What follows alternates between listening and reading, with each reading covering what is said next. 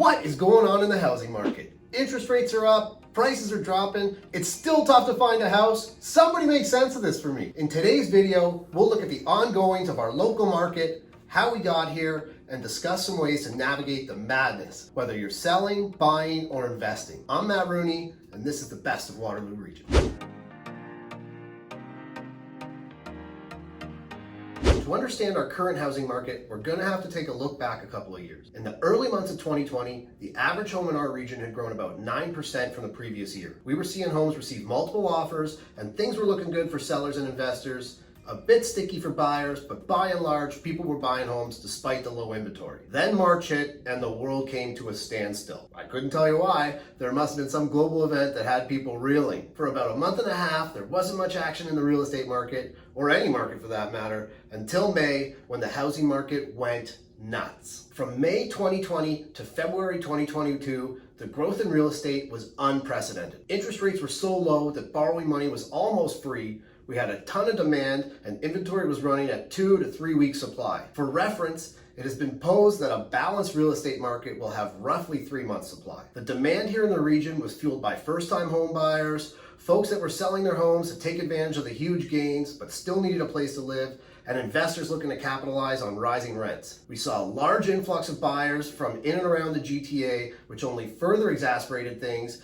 and sellers were receiving multiple offers at values well above any reasonable estimates within days of listing their homes. Couple that with the rising cost of materials and new build homes, and we had a serious recipe for exploding prices. In 2020, we saw housing grow on average about 25%, and then we saw that again in 2021. Step into 2022, and our local market grew 25% in just 2 months, and then the other shoe dropped. In March of this year, the Bank of Canada raised the overnight interest rate by 0.25%.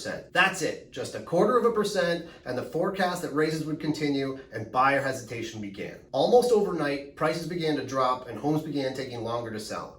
Sellers still had expectations framed by the last 2 years, and while some were still able to command top dollar for their homes, others were left scratching their heads. Then April hit and the BOC raised the rate again, but this time by 0.5%. Prices continued to drop and homes began taking longer to sell. Sellers were forced to adjust their expectations and many chose simply to pull their homes from the market. With houses sitting on the market for longer periods of time and the supply increase often seen in the spring, inventory levels started rising while demand began to ease. Heading into June, we saw another rate hike of 0.5%, and then in July, yet another hike of a full percent, which brings us to today. On the supply side of things, inventory levels are at about a month and a half to 2 months worth of supply, and current housing prices are roughly on par with what they were a year ago. On the demand side of things, we've seen some slowdown. With the stress test on borrowers, buyers are having to qualify for mortgages at around 7%. This makes things a bit difficult for first-time home buyers who would like to take advantage of the lower prices. Their mortgage payments at the higher rates are not that much different than they would have been at the lower rates and higher prices, meaning the price correction in the market isn't as favorable to them as one might hope. Investors have been pumping the brakes, which I'll get into, and due to a government backlog and slow post-pandemic recovery, immigration has not picked up to pre-pandemic levels. Sellers are now looking to sell their homes before they commit to buying anything, and because homes are taking longer to sell, there are fewer buyers from that sector as well. Don't fret, all hope is not lost. If you're looking to sell your home now or in the near future, there are some things you can do to ensure you receive top dollar for your home. Keep in mind that if you've owned your home for a few years, you're still seeing very impressive gains on your investment. First, make sure you get a real estate agent worth their salt. I see loads of people shopping for the cheapest agent they can find in the hopes of netting more money. I'm telling you, you often get what you pay for. Find someone experienced that will invest in correctly staging and marketing your home. If they can get you more money for your home, you will net more money. Secondly, consider how you price your home. The inclination to overprice your home to show its value or sell for a desired amount may not be the path you should take. This method often leads to more days on market with price drops along the way, all while the average price of homes continues to slide. Speak with your agent about the best approach to pricing, but consider this: we are still in a seller's market. If it's true that the equilibrium in our housing market is at 3 months supply, then we're still edging on the side of sellers. If you think your home is worth, for example, $1 million, what is the best way to get there? If you price it at $1,050,000, How many people are going to knock on your door? Maybe a few, but they'll likely look at comparable sales and choose to wait for you to drop your price or send you a lowball offer. What if you list at $1 million? Now you might see a bigger line forming, but with more options on the market, will you get an offer?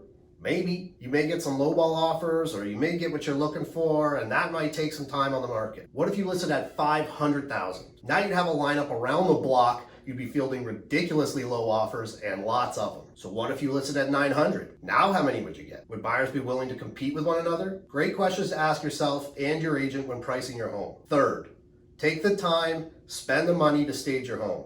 Fix up the little things, they add up, and definitely address any major issues like old shingles or a busted AC. If you're looking to buy in today's market, this may be a great time. Investors, rent is way up.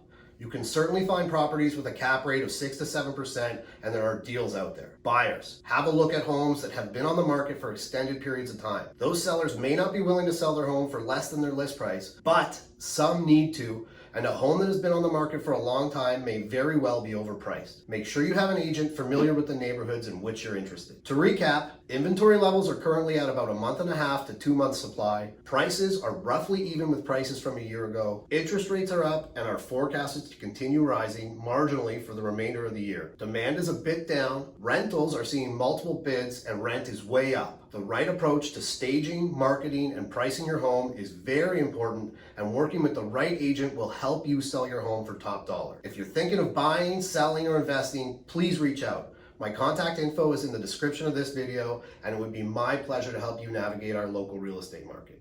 If you have any questions, I'm always around. Feel free to text, call, or shoot me an email. As always, thank you very much for watching. I'm Matt Rooney, and I'll catch you next time on the best of Waterloo Region.